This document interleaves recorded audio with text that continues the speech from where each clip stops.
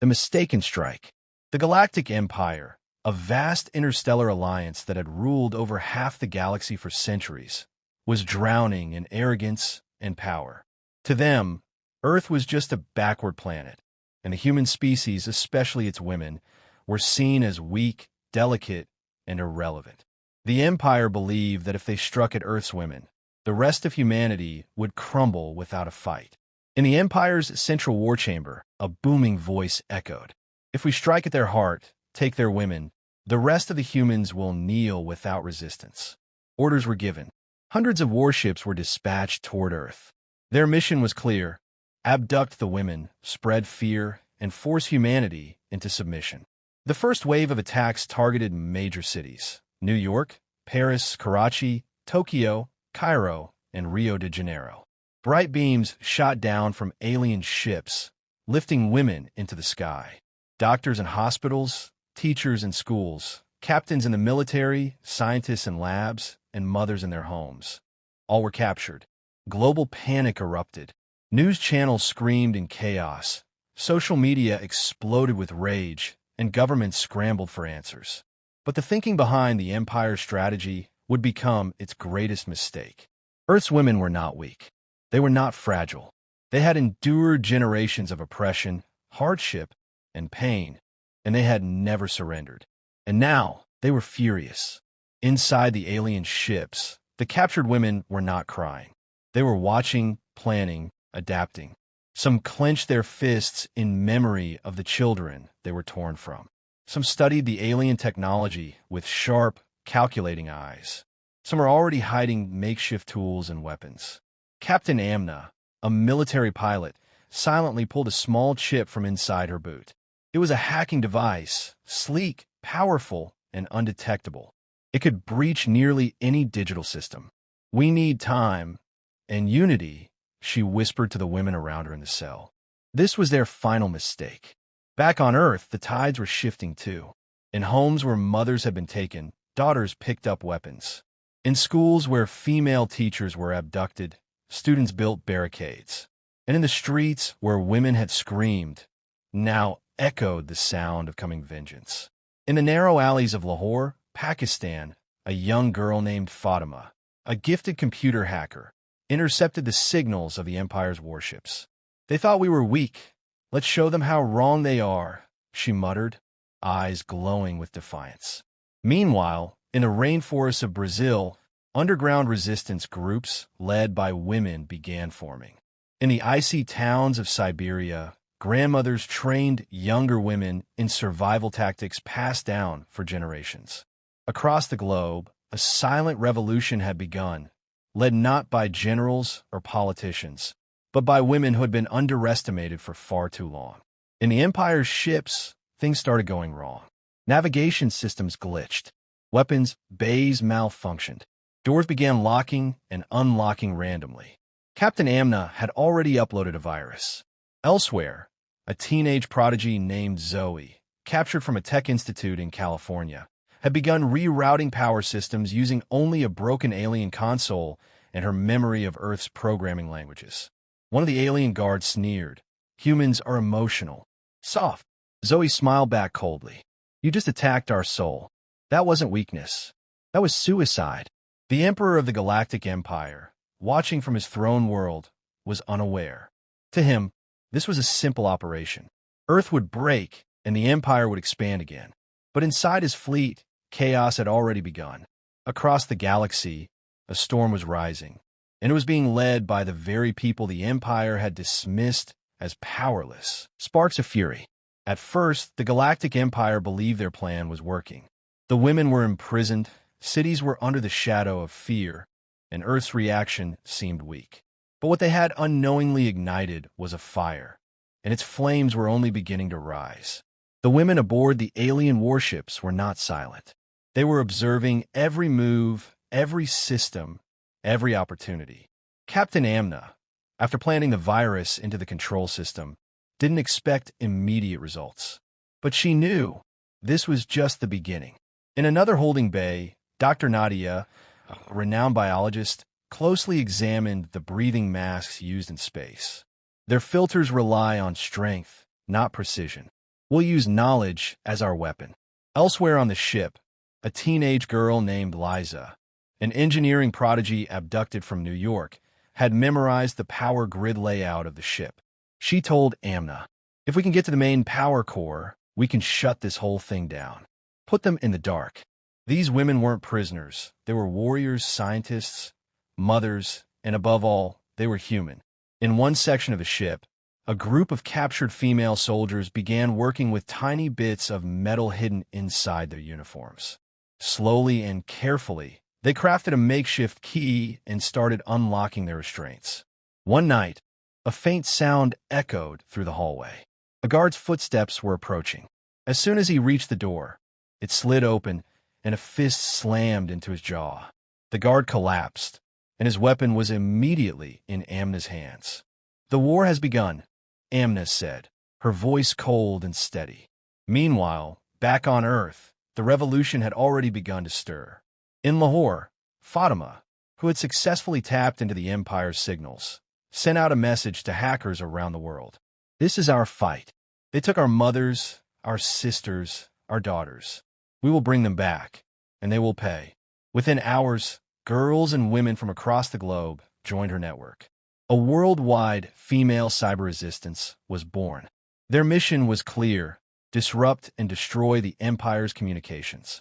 Elsewhere, in the deserts of Egypt, Bedouin women armed with traditional weapons and ancient desert tactics began intercepting patrol drones. In the jungles of South America, indigenous tribeswomen trained younger girls in guerrilla warfare. In Tokyo, a group of female robotics engineers repurposed household robots into walking explosives. In Nigeria, female pilots flew modified crop dusters into alien zones to gather intel. The entire planet was responding, led by the very gender the Empire had underestimated. Back in space, Amna and her team launched their first coordinated attack. With stolen weapons, hacked doors, and knowledge of the ship's structure, they overpowered guards one by one. Dr. Nadia used chemicals from the ship's medbay to create smoke bombs.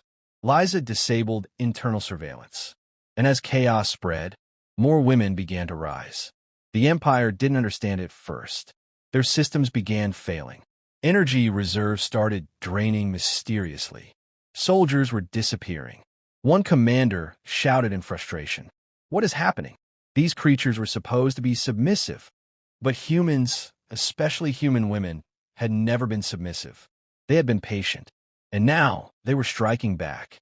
On Earth, Fatima and her digital army successfully broke into the outer firewall of the Empire's fleet network.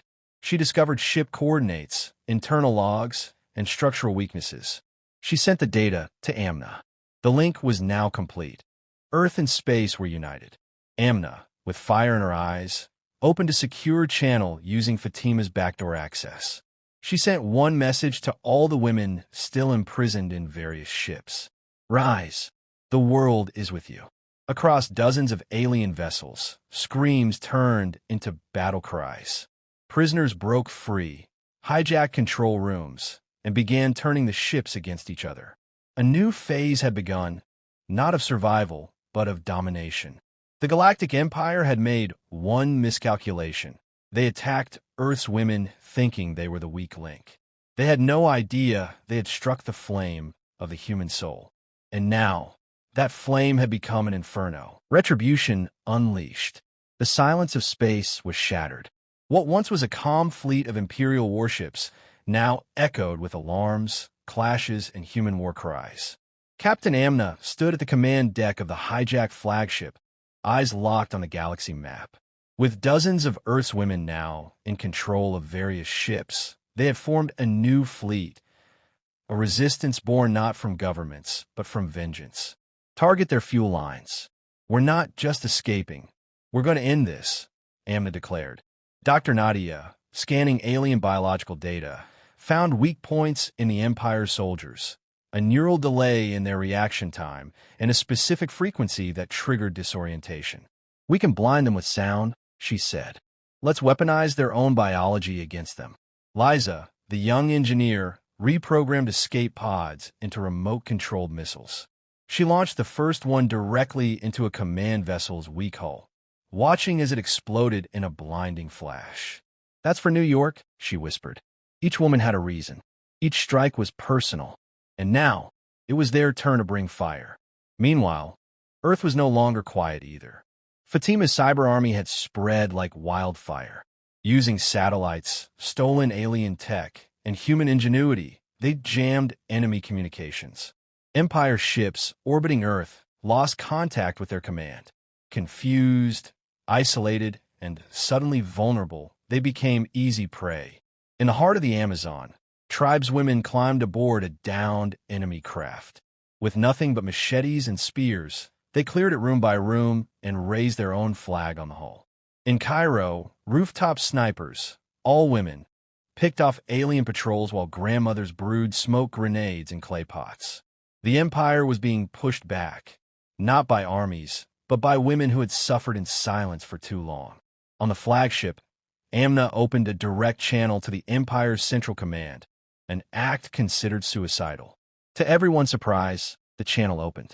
A cold, metallic voice echoed from the other side. "You speak for the humans?" "No," Amna replied, her voice like steel. "I speak for the ones you underestimated, for the ones you thought were weak. I speak for the women you dare to take." The voice responded with amusement. "You have made noise, but the Empire is eternal." Amna narrowed her eyes. "And you've awakened something older than your empire, wrath." She ended the call. Their next move was war. A coordinated strike was launched across the fleet. Earth's women-turned-commanders sent waves of hacked drones into the heart of enemy cruisers. They rerouted entire navigation systems, causing ships to crash into each other. The Empire's ranks, though vast, were confused. They had no protocol for this, no strategy for a rebellion from the inside, led by those they considered beneath notice. On one ship, a group of school teachers, abducted from South Africa, now controlled the engineering bay. One of them, a former physics professor, rewired the gravity systems, causing enemy troops to float helplessly while humans advanced with boots magnetized to the floor. Elsewhere, in a ship orbiting Venus, a dozen hijacked androids marched under the control of a Ukrainian AI researcher. "They built tools to dominate us," she muttered, "but forgot we build better." Earth's resistance wasn't just winning. It was dismantling centuries of galactic arrogance one system at a time. On Earth, the last major empire stronghold in the Himalayas was surrounded. Women from across Asia, martial artists, sharpshooters, farmers, monks, stood together, demanding the return of their people. A young Tibetan girl stepped forward, holding nothing but a slingshot. She fired. The shot struck a generator core. The stronghold fell. The signal of that victory was picked up in space. It triggered the final phase of Amna's plan. "We take the throne world," she said. "We finish this where it began." Within hours, the hijacked fleet warped into the Empire's home system, a place never touched by outsiders. The Empire was stunned, not just by the breach of security, but by who was leading the assault. Women. Human women. Every race in the galaxy watched in awe as the impossible unfolded. The throne world defenses activated, but it was too late. Emma's fleet had already breached the outer layers. Internal revolts had begun, even within the Empire's own enslaved populations, inspired by Earth's resistance. On the ground, Amna led the charge with Nadia and Liza by her side. Behind them marched an army of former prisoners, scientists, artists, mothers, warriors, all burning with purpose. They stormed the central hall of power. The Emperor stood tall, cloaked in shimmering armor, surrounded by elite guards. "You dare challenge the Empire?" he roared. "No," Amna said quietly. "We ended at the moment you touched Earth's daughters." What followed was swift, brutal, and absolute. The guards fell. The Emperor's throne shattered, and the Galactic Empire crumbled. The final lesson. The throne hall of the Galactic Empire stood in ruins. The mighty banners that once hung from the ceilings, symbols of domination and fear, now lay trampled beneath the boots of those they once tried to control. Captain Amna stood over the shattered remains of the Emperor's throne. Beside her were Dr. Nadia and young Liza, each marked with dirt, wounds, and the quiet strength of victory hard-earned. The battle was over. The Empire had fallen. But the war wasn't just about ships or soldiers. It had always been about respect, about recognition. And now, the victors had one final message to deliver. Broadcast systems across the galaxy were hacked once more. Every screen, every transmission, every device tuned into a single feed. The women of Earth. Amna stepped forward, speaking to billions of beings across star systems. "You believed we were weak," she said calmly. "You saw our care as a flaw. You saw our nurturing as surrender. You saw our silence as submission." She paused, then looked directly into the camera. "But you never looked deeper. You never saw our strength. You never noticed the power that grows in those who carry generations on their backs. You thought by taking us, you would break our people. But instead, you forged an army." Behind her, scenes from the Resistance flashed. Fatima launching the cyber war. Zoe rerouting systems aboard alien ships. Tribal women fighting in the jungles. Mothers defending their homes with homemade weapons. 1,000 faces. A single fury. Dr. Nadia took over next. "You built your empire on oppression. But what you failed to learn is this. When a woman is harmed, generations rise in her name." Liza stepped forward, her voice young but unshaken. "You taught us that knowledge is power. And we used that knowledge to dismantle you. We studied your tech, understood your minds, and turned your weapons into our shields." Amna finished, her voice steady. "Let this be the final lesson. Never mistake compassion for weakness. Never mistake silence for surrender. Never again underestimate Earth or its women." The transmission ended, but its echo rippled across galaxies. On planets ruled by fear, rebellion sparked. On moons governed by tyrants, hope awakened. And in distant colonies where slaves once whispered dreams, songs of Earth's victory began to spread. The story of Earth's daughters, abducted, defiant, victorious, had become a legend. In the days that followed, the remnants of the Empire were dismantled. Peace treaties were established, not with force, but with mutual understanding. The humans didn't conquer. They liberated. Amna was offered power, even a new throne. She refused. "We did not fight to rule," she said. "We fought to be seen." Dr. Nadia returned to Earth and began building a global academy, one where science, strategy, and empathy were taught side by side. A new generation of girls enrolled, eager to learn not only how to create, but how to defend what they built. Liza became a symbol of innovation, a hero among engineers and young minds across galaxies. She developed systems that bridged Earth with dozens of alien civilizations, based not on dominance, but cooperation. And Fatima, the spark behind the cyber war, was now known across the stars as the Silent Thunder. She remained behind the scenes, training others, watching systems, ready for the next threat if it ever came. The women who had once been taken were now leaders, teachers, and legends. But more importantly, they were free. Earth itself changed. It no longer saw its women as secondary, soft, or silent. Statues were not built of warriors with swords, but of mothers with strength, scientists with vision, and daughters with courage. Every year, on the date the Empire had attacked, Earth celebrated not the war, but the awakening. A day to remember what had been lost and what had been found. On a quiet hill in what was once a battlefield, Amna stood alone one evening. The stars above no longer felt threatening. They were full of possibility. Nadia joined her, smiling. "Do you think they'll ever try again?" Amna shook her head. "Not in this lifetime. And if they do, they'll remember." Nadia looked at her. "What should we call this story?" Amna glanced at the sky, then down to the earth beneath her boots. "Not a story of war," she said. "A story of warning. A story of awakening. A story of what happens when you attack Earth's women."